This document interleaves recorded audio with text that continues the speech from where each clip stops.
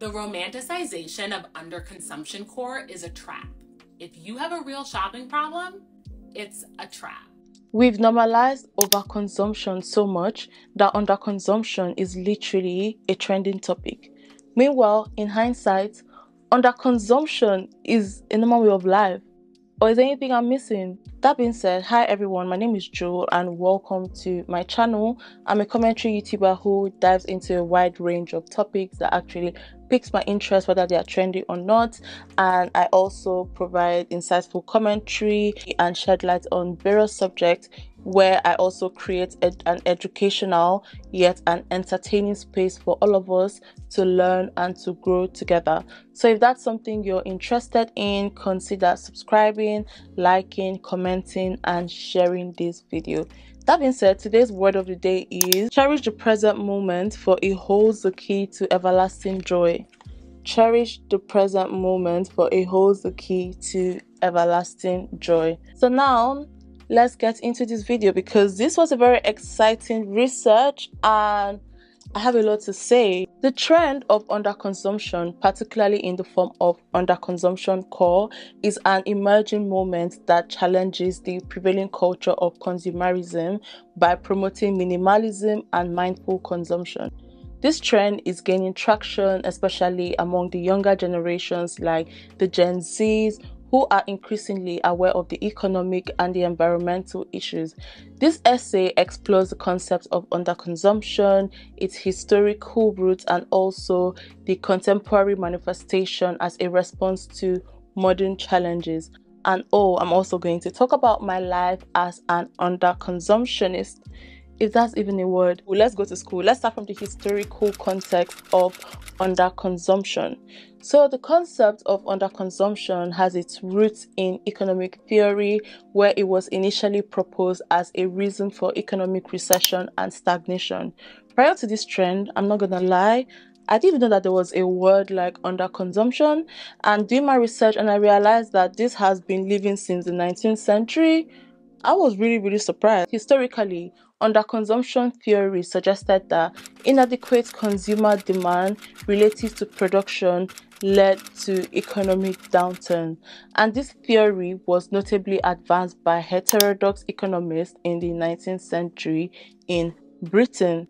That was another thing that actually took me by surprise, because normally most of these theories actually come from America and from the USA. So when I saw it was developed or it was brought to light by the British, I was like, oh, okay.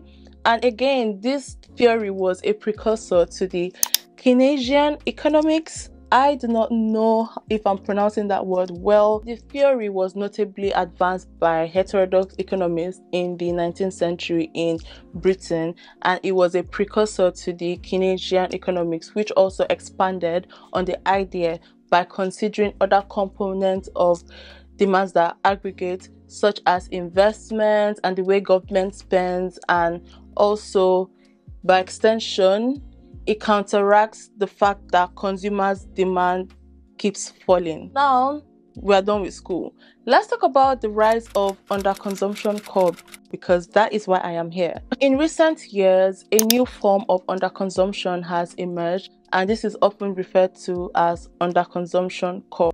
This trend is characterized by a deliberate reduction in consumption and an emphasis on maximizing the utility of purchases. It is a direct reaction against overconsumption, particularly the type that is being characterized by influencer culture on Instagram or TikTok or YouTube Shorts. And instead of indulging in large shopping hauls, individuals are showcasing thrift store purchases. They are showing themselves having a very modest wardrobes and being practical with what they have, and literally using the life of things they have till it's done. There have been several factors that's contributed to the rise of underconsumption trend. Economically, young people today, they are facing significant financial pressures such as high student debt and rising living costs, which also limits their purchasing power. This financial strain encourages people to adopt a more frugal lifestyle and also focus on saving money and also making thoughtful purchases. Another thing that's actually drawn people to this underconsumption core is the environment. So environmental concerns also play a very significant role in this trend. Mass consumerism has led to severe environmental issues, including waste generation and pollution. For example, vast amounts of used clothing are being discarded in landfills, which by extension, it contributes to environmental degradation. And that reminds me, there was a video that I watched, I think it showed on my suggested on Instagram, in Kenya. So there's this girl in Kenya that actually takes clothes from like landfills and she uses it, like she recycles it. And when I saw, I was so surprised that literally landfills and riverbanks had that many clothes. Like, it's not like they were being used, like they were discarded clothes. And that by extension also destroys the planet. Okay, if you have any clothes you're not using any longer, you could give it to charity, and if the clothes is not good enough for charity, there is a recycle bin. Especially if you live in London, I know, or in the UK, they give you 2 bins, one to put your food waste and one for recycle. I think every house has that. So put the clothes in the recycle bin and they're going to take it to be recycled. Because I'm not gonna lie, the way it's hot this year is not as hot as it was in 2018, 2019. That shows that the environment and the ecosystem is actually suffering. As awareness of these issues grow, particularly among the younger generation, there is a shift towards sustainable consumption practices such as buying second-hand clothing and also reducing waste. Some people had things to say about people that showcase their life as underconsumption. I am here to debunk all those things and also give my 2 cents.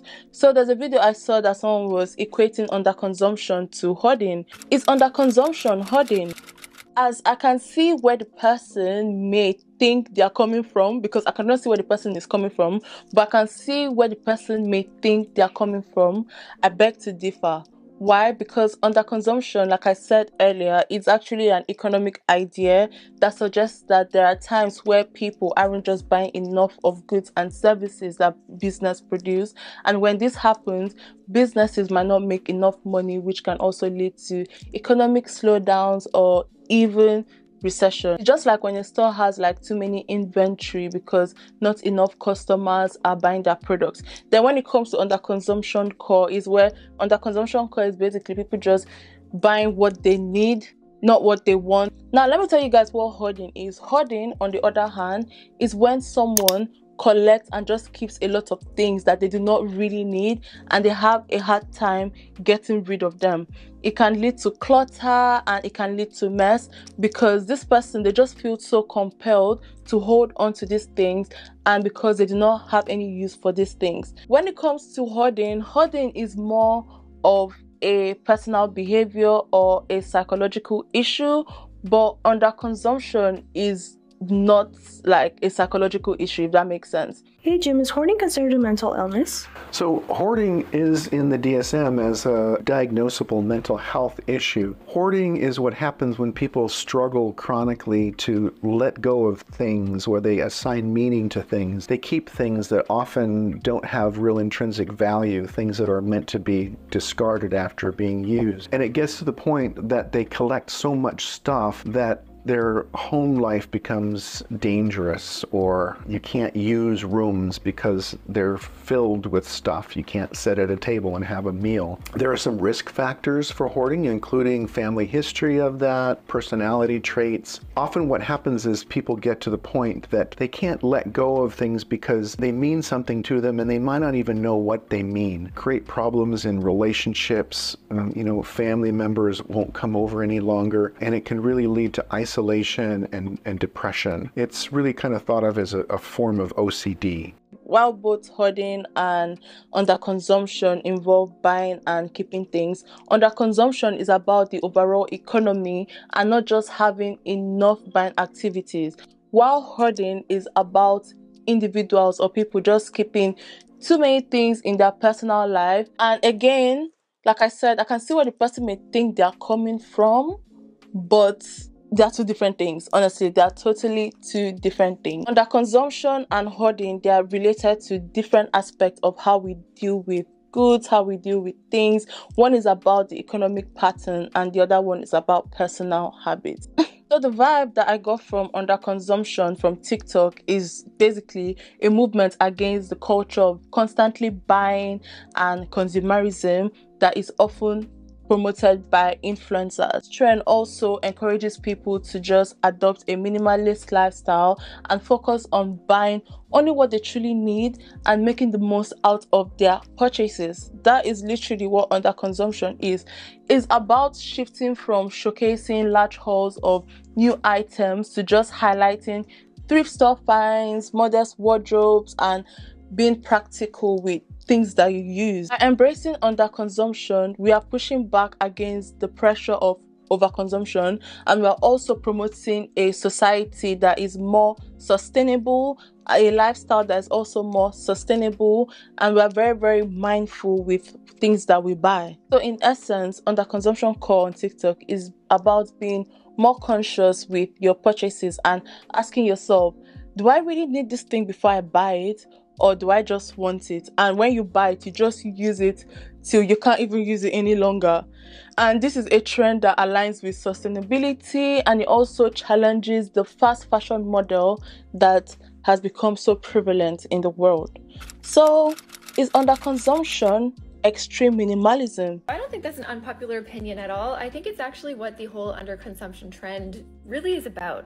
I think this trend has kind of gotten away from people where it's almost like a competition to who has the least. To me, it's almost looking like a rebrand of minimalism in many, many ways.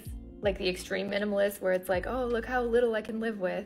I just think the better way to look at the underconsumption trend is to look at what you have, evaluate what you're using, what you're not, use it up, and then just be conscious about what you bring in next. Underconsumption kind of is not extreme minimalism, and I'm actually going to speak to you guys about that. Underconsumption, particularly as seen in the underconsumption core on TikTok, is about intentionally reducing consumption to challenge the culture of overconsumption. And it also encourages people to buy only what they truly need and to maximize the utility of their purchases. And it often involves people going to the thrift stores or people buying second-hand clothes. And again, this trend is just a response to the economic pressures, to the environmental concerns, and to the influence of social media, which often promotes excessive buying. Extreme minimalism, on the other hand, derives from minimalism. But the thing about extreme minimalism is minimalism that has gone to the limit. So yeah, people that practice extreme minimalism, they live with the bare minimum of possession. So while both underconsumption and extreme minimalism emphasize on reducing excess, underconsumption is more about being mindful of your consumption habits in response to societal issues, while extreme minimalism is a personal lifestyle choice that is focused on living with as little as possible. And when we talk about extreme minimalism, what I can really picture in my mind are people who live on vans or people who live in boats, because obviously if you're living in a house, you have your room, you have your wardrobe, you have your kitchen where you can store things. But if you live on a van or if you live on a boat, there's just so much things you can store on that boat. So if you notice, people who live on boats and people who live in vans, they are more mindful people and they don't have that many things in their possession. They just have things that are just essential, if that makes sense, because there's just so many places that you could store a particular thing or you could store several things, if that makes sense, especially if you live on a van or on a boat. So people, in my own opinion, I think people who are extreme minimalists are people who do live on vans or people who live on boats, because most people who live on vans or who live on boats, they're living on vans and boats to experience life or just to enjoy their peace, to have a more personal relation with nature. They practice extreme minimalism because they really do not care about other things that are happening in the world. They're just there to just enjoy life and just take life as it comes, if that makes sense. Hopefully that makes sense. But when it comes to extreme minimalism, I can only equate, in my own opinion, I can only equate extreme minimalism to people who just live like a nomad lifestyle, if that makes sense. Hopefully that makes sense. And if it doesn't, please don't come for me in the comment section. I don't have energy today, okay? So when I was researching this topic, I was getting a little bit confused, because I was like, so now, what's the difference between underconsumption, extreme minimalism, and hoarding? So I think I've said underconsumption like a million times in this video, but I'm going to refresh your memory. So underconsumption is about buying less and using what we have more wisely. And some people, when it comes to underconsumption, they choose to buy what they really need and they try to avoid buying too much. And this is often because they just want to save money or also help the environment by creating less waste. And it's like someone who decides, okay, I want to shop less and just make the most of what I already do own. Extreme minimalism is when people live with as few things as possible. They believe that having fewer possessions can actually make life simpler, and they are much more focused. And extreme minimalists, they aim to own just the essentials because they think that this helps them to just concentrate on experiences and also personal growth rather than material things. So when it comes to someone who hoarding is when someone collects and keeps way too many things and they just find it very hard to let go of them. And this could lead to cluttered or messy living spaces. And hoarding often happens because people may just feel emotionally attached to their things, and they also worry that in the future they may need it someday. So unlike underconsumption and minimalism, which are mostly about being organized and being intentional with what you're spending or what you have, hoarding, on the other hand, can cause stress and is sometimes seen as a problem that may need help. When it comes to underconsumption, people use what they have till there is no life left in it any longer. Literally, that is what underconsumption is. Overconsumption this, overconsumption that, underconsumption. Is that even a word? I do not buy new makeup until I desperately need new makeup. I see so many people on here have like tons of makeup and they barely use a drop of the makeup. Like, I don't got the money for that, so of course I buy it until I need it. And you tell I've had this for a long time. Like, I'm almost done with it. And I'm not getting a new bronzer until desperately need to. Some of you guys need to stop normalizing overconsumption because it's scaring me at this point. I recently repurchased this Say Sun Glow bronzer. Literally the best thing ever. The last one I had was done. I literally scraped every last bit of it. I had to repurchase it because it was really good, and the what I had last time lasted me for so long. I also have this concealer that has lasted me so long, and I've had it for almost a year. How much longer do you guys think this bronzer will last me? Because I've had this baby for so long and I love it so much, and I literally can't wait to repurchase it again. It's definitely a staple. Maybe it's a bit boring that I've had the same products for so long. I haven't bought a new blush in so long. I'm like, I don't need a new one if it's not done. I'm thinking about purchasing the Stay Beauty blushes. Look like they do you no wrong. 2 mascaras, but I literally scrape every last bit of the mascaras until there's absolutely no more in order for me to buy a new one. Now that I think about it, I think I just sound really cheap. I am not a victim of overconsumption, I promise. I'm pretty sure you can tell. I also repurchased this because the last one I had was literally done. I scraped every bit of it and it was literally empty. So of course I had to repurchase the Tower 28 lip gloss because it did me no wrong last time. It's the cutest thing ever and I love it so much. I am not a victim of overconsumption, and can we normalize this? So in short, underconsumption and extreme minimalism, they're about just having less and just focusing on what is important, while hoarding is about having too much and struggling to manage what you have. And this different approach just shows how people handle the pressure of owning things in a consumer focused world. Another video I saw, someone was saying that underconsumption is a pick-me behavior. As someone kind of practices underconsumption, there is no way in hell you would see me and think I'm a pick-me. Underconsumption is not a pick-me behavior. And if you think underconsumption is a pick-me behavior, baby girl, I think you need to go and check yourself, because you kind of feel attacked why are you feeling attacked? Like, who is coming for you? Like, calm down. Like, if you sit down, you're like, oh, underconsumption is a pick-me behavior, then I think you need to check yourself because you feel attacked, and that's not my problem. Not my problem. That's just not my problem. Not my problem. That's just not my problem. Anyways, is underconsumption a pick-me behavior? Let's unpack that. Basically, I'm not gonna lie, I can see why the person may think that underconsumption is a pick-me behavior because there've been people on TikTok saying, oh, this is what I've had since this, da. I think people are just excited to see that, oh my god, my lifestyle is coming to light. Because I tried this year, I think I've had like 2 to 3 videos on consumerism, overconsumption, the Stanley Cup saga, the Sephora kids, people just buying unnecessary things, people going to the store to buy 2,000 Stanleys, color-coded Stanleys, like literally. So when people who are very frugal with their spending see that the way they live their life is being praised on social media, yes, they're going to come out and be like, I've been using this lip gloss since 2006 and it's still here.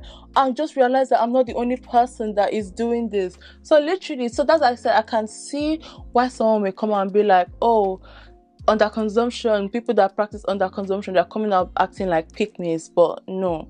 Anyways, underconsumption, which TikTok has now called underconsumption core, promotes minimalism and frugality, and it also encourages people to buy only what they truly need and to make the most of their purchases.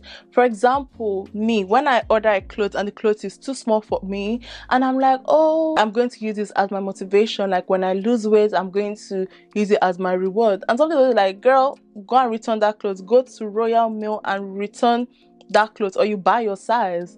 Literally, why am I keeping it? Why am I keeping it? Why? You just buy what you really need and just ask yourself, do I need this or do I want it? Okay, I'm not an extreme underconsumption person because sometimes I can be very impulsive, and sometimes I'll be like, I've suffered enough and I just need to spoil myself and I just buy unnecessary things, but not all the time. And I'm grateful because it's a conscious thing. So sometimes I can understand, like, it's very hard for you to sit down and ask yourself, do I really need this? And it's also very hard for people to just buy only the essential things. Sometimes just be very, very conscious. And it's okay to slip up sometimes. But anyways, underconsumption, it challenges the culture of consumerism and is seen as a reaction against the influencer-driven push for buying things constantly. Being someone who practices underconsumption, it just means being more frugal with your money, and it also challenges the culture of consumerism and is seen as a reaction against the influencer-driven push for constant buying. This trend is not about seeking attention, it's not about validation from others, which is often associated with pick-me behavior. I spoke about Pearl last time. Actually, I spoke about Pearl with this hair. When I spoke about Pearl, I was wearing this hair. Pearl is a pick-me. Okay, if you not watch that video, you guys, thank you so much. Oh my god, thank you so much for watching that video. It really means a lot to me. That being said, the seeking of attention and validation is more associated with pick-me behavior than underconsumption. Talk about my life as someone who lives an underconsumption lifestyle.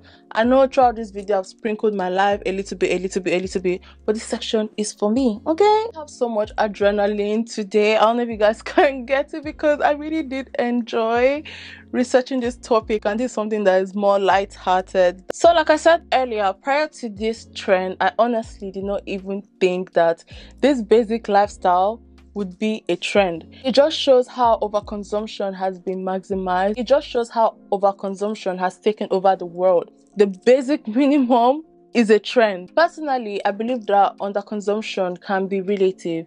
Underconsumption, it means buying less than what is available or what is needed. And while it's often talked about in big economic terms, it can also be about how people live their everyday lives. For each person, underconsumption can look different based on their money situation, their personal choices, and even about their cultural influences. That being said, like, I believe personally that underconsumption is relative to each person, and I'm going to explain. I need to talk about this underconsumption thing that I keep seeing on TikTok. Because here's the thing.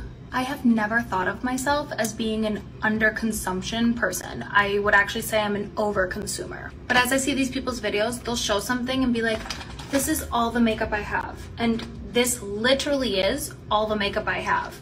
I only have one pair of tennis shoes. I have, I think, one, maybe two pairs of jeans. And I shop all the time. Like, I am not an underconsumer.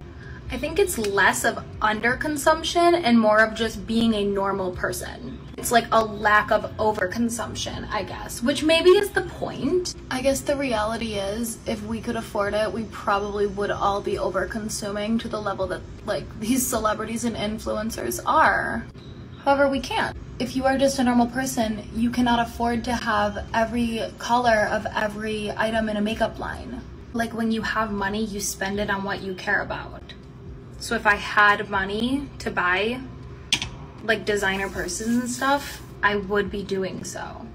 And I think that's the same for a lot of you, but maybe I'm just missing the point.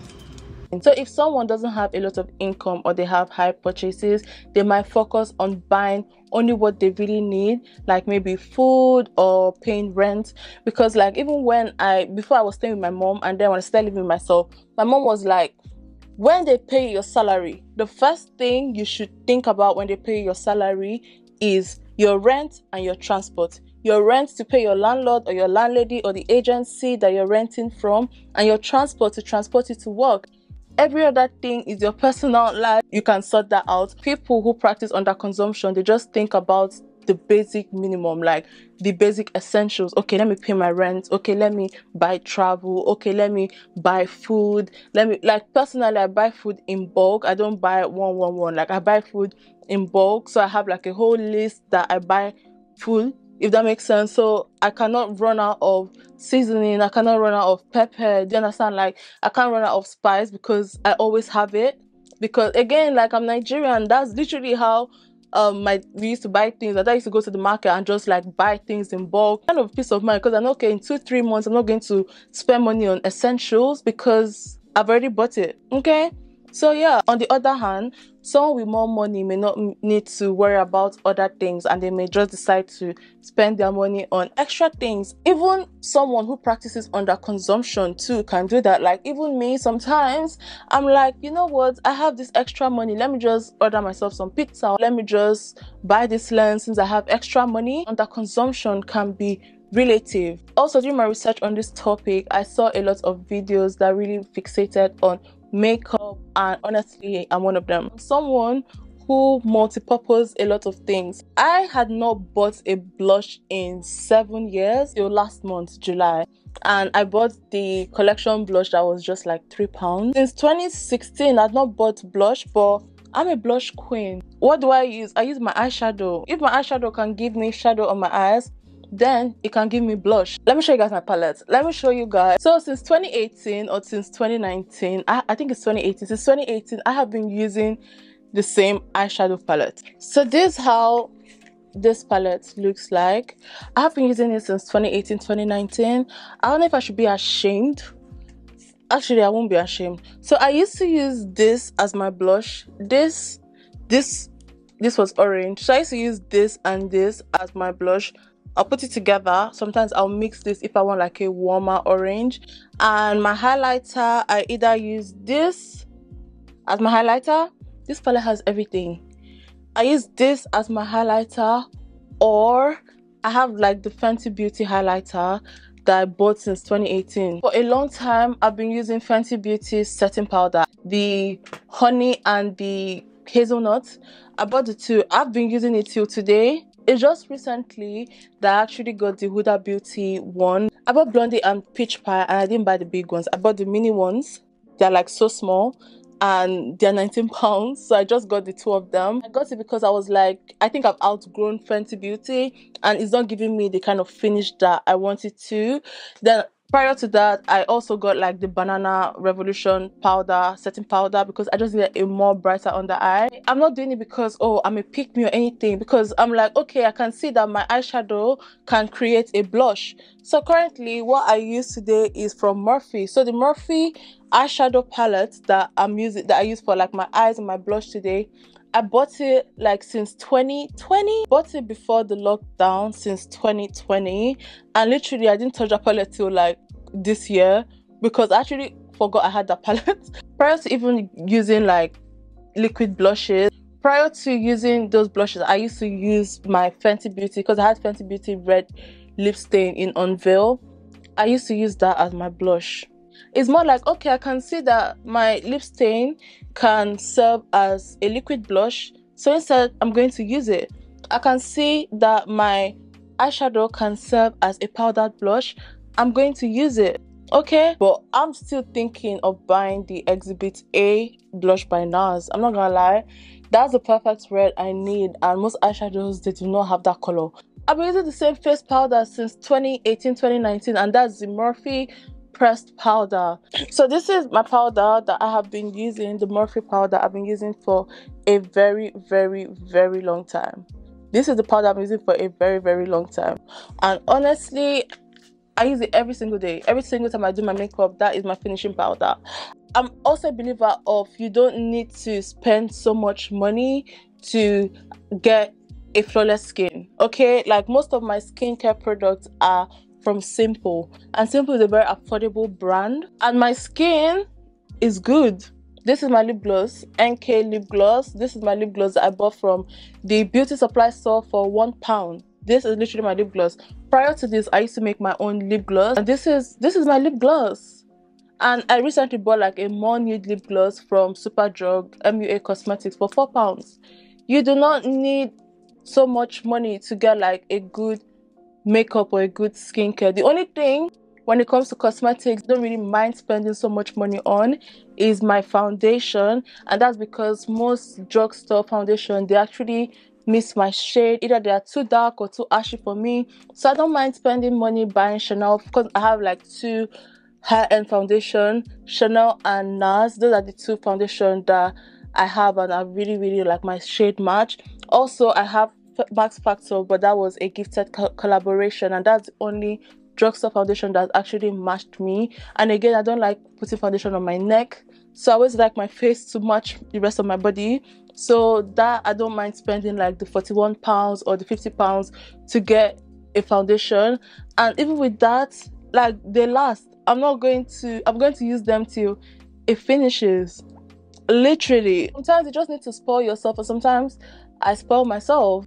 It does not make me a pick me. I'm not saying you guys should be like me. I'm just telling you guys my own experience as someone who kind of practices underconsumption. Another way that brands can actually also help us is if they have like an all-in-one facial palette. I know some brands do have it.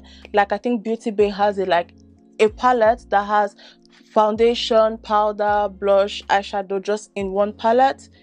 If brands can do that, that's going to be tea. Or also a all-in-one journal like the one I have. Do you guys see what I did there? I just have to plug myself in a little bit. So this is my journal.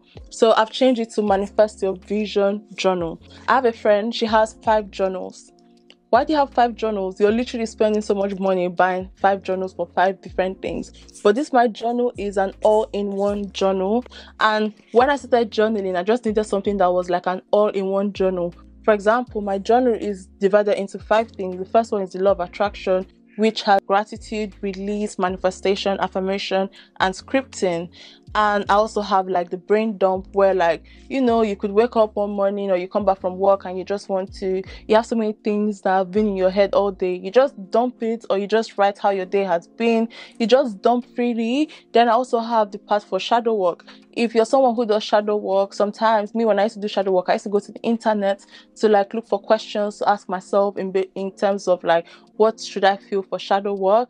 And trust me, that has been done for you, because every shadow work has a prompt. So like it has the questions that you can answer already.